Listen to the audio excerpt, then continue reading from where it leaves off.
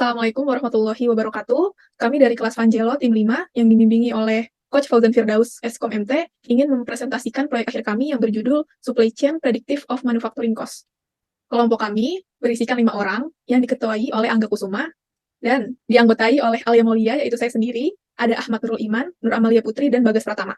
Latar belakang dari hasil proyek kita yaitu supply chain mencakup semua aktivitas sejak material datang dari pihak supplier, kemudian material itu diolah menjadi produk setengah jadi ataupun produk jadi, sampai produk itu didistribusikan ke konsumen. Untuk mengetahui performansi dari supply chain perusahaan, diperlukan suatu pengukuran. Dari pengukuran tersebut akan didapatkan suatu hasil, sehingga baik tidaknya kinerja supply chain dari perusahaan dapat dilihat dengan adanya kinerja supply chain yang baik. Maka kinerja dari perusahaan akan semakin terarah dan memberikan keuntungan, baik itu untuk pihak perusahaan, supplier, maupun konsumen. Di sini saya akan menjelaskan tentang solusi yang ditawarkan. Solusi pertama yaitu membantu perusahaan atau bisnis untuk fokus pada pengambilan keputusan berdasarkan data, bahkan dalam data yang besar. Solusi kedua yaitu dashboard memberikan informasi yang berguna dalam merencanakan proses produksi bahan hingga memprediksi perencanaan kesediaan bahan. Untuk solusi yang ketiga, meningkatkan kapasitas produksi menjadi lebih teratur dan tepat.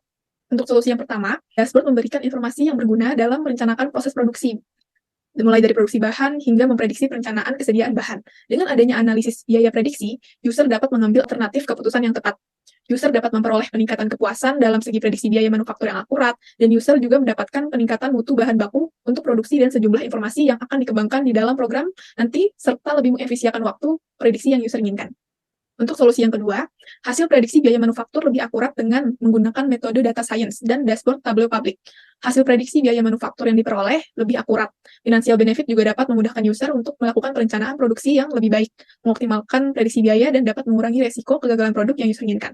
Sedangkan untuk solusi yang ketiga, industri tekstil ini bisa mendapatkan keuntungan dan dapat lebih mengefektifkan serta mengurangi dari prediksi tingkat kecacatan produksi, prediksi pengiriman, prediksi pendapatan yang dihasilkan, serta prediksi harga dan ketersediaan produk atau barang yang akan dipasokan. Selanjutnya, demo aplikasi. Yang pertama, buka website Tableau, klik Tableau publik. Yang kedua, sync in, kan email dan password user maupun pengguna.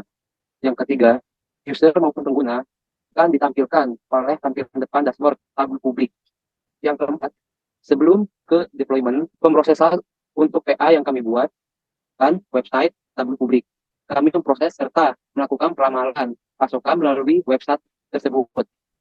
Sebelum kami melakukan peramalan terhadap dataset yang sudah ada, kami mencari nilai kiriman, pendapatan yang dihasilkan, tingkat kecacatan, dan harga dan ketersediaan di tahun 2023. Dan untuk cara mendapatkan nilai dari 4 elemen tersebut, klik web authoring pada website Tableau publik. Klik masukkan data sudah di-download berbentuk CSV. Klik update now agar dataset dapat dideteksi oleh Tableau. Setelah itu, klik sheet 1. Masukkan shipping carriers ke dalam columns. Masukkan shipping cost dan shipping times ke dalam rows. Pilih bar chart, lalu secara otomatis terlihat dari nilai shipping keseluruhan di tahun 2023. Begitupun sama mencari nilai dari revenue generated, defect rates, price and availability. Dan untuk cara mendapatkan nilai prediksi atau peramalan, yaitu setelah selesai mencari nilai revenue generated, pengguna diarahkan untuk memasuki langkah ketiga, yaitu forecasting data. Klik new worksheet untuk menambahkan sheet yang sudah dibuat. Setelah itu, masukkan date ke dalam columns. Masukkan revenue generated, number of product, dan cost ke dalam rows. Pilih grafik chart. Setelah sudah muncul grafik chart, lalu pengguna diarahkan untuk mengklik kanan, lalu klik show forecast.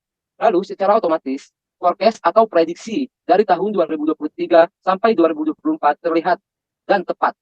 Begitupun sama untuk mencari prediksi atau forecast dari shipping, defect rate, price, and availability. Dan yang kelima, nilai pengiriman 2023 dan hasil prediksi pengiriman 2023 sampai 2024.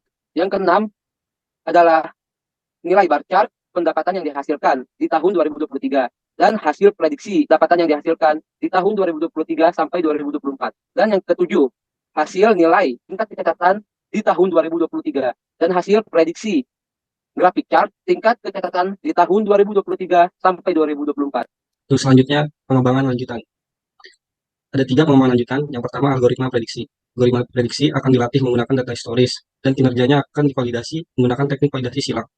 Proses ini memastikan bahwa model dapat memprediksi biaya manufaktur dengan akurat untuk data yang belum pernah dilihat sebelumnya. Yang kedua, ada algoritma CGAN. Algoritma pemilihan anggota rantai pasokan dinamis berdasarkan jaringan permusuhan generatif bersyarat.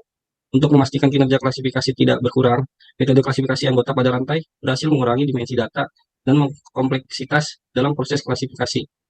Untuk yang ketiga, ada algoritma logistic regression. Algoritma yang kami kembangkan ini menggunakan algoritma logistic regression, di mana digunakan untuk memprediksi probabilitas kejadian sesuatu peristiwa dengan mencocokkan data pada fungsi logit kurva logistik. Metode ini merupakan model linear umum yang digunakan untuk regresi binomial. Selanjutnya ada membangun keseimbangan antara privasi dan aksesibilitas. Yang pertama ada transparansi. Kita harus transparan tentang informasi apa yang kita kumpulkan dan bagaimana kita akan menggunakan. Yang kedua ada intervensi pengguna. Pengguna harus dapat membuat perubahan atau menarik izin mereka kapan saja mereka mau. Untuk yang ketiga ada opt-in. Pengguna harus memberikan izin sebelum data pribadi mereka digunakan. Untuk yang keempat ada perlindungan data. Data sensitif harus disimpan dengan aman dan tidak digunakan tanpa izin. Untuk selanjutnya ada kesimpulan. Dari proyek akhir yang kami kerjakan, dapat tarik suatu kesimpulan, yaitu dalam dunia bisnis yang kompetitif saat ini, perusahaan manufaktur khususnya industri tekstil baju menghadapi tekanan untuk meningkatkan efisiensi operasional mereka sambil tetap mengendalikan biaya produksi. Strategi pengendalian biaya produksi yang efektif menjadi faktor krusial dalam menjaga daya saing perusahaan dan mencapai keberhasilan jangka panjang. Tentunya pengendalian biaya produksi tidak hanya terkait dengan keuntungan perusahaan, tetapi juga dengan kelangsungan hidupnya. Konsep yang diusulkan dalam penelitian ini adalah mengembangkan strategi pengendalian biaya produksi yang efektif dalam operasional manufaktur. Metodologi penelitian ini dirancang untuk menginvestigasi strategi pengendalian biaya produksi yang efektif pada operasional manufaktur. Metodologi ini akan melibatkan pengumpulan data yang komprehensif, analisis mendalam, implementasi strategi, dan evaluasi yang terus-menerus. Terima kasih kepada teman-teman yang telah menjelaskan proyek akhir ini dengan baik. Di sini saya pamit undur diri. Untuk kurang lebihnya mohon maaf. Wassalamualaikum warahmatullahi wabarakatuh.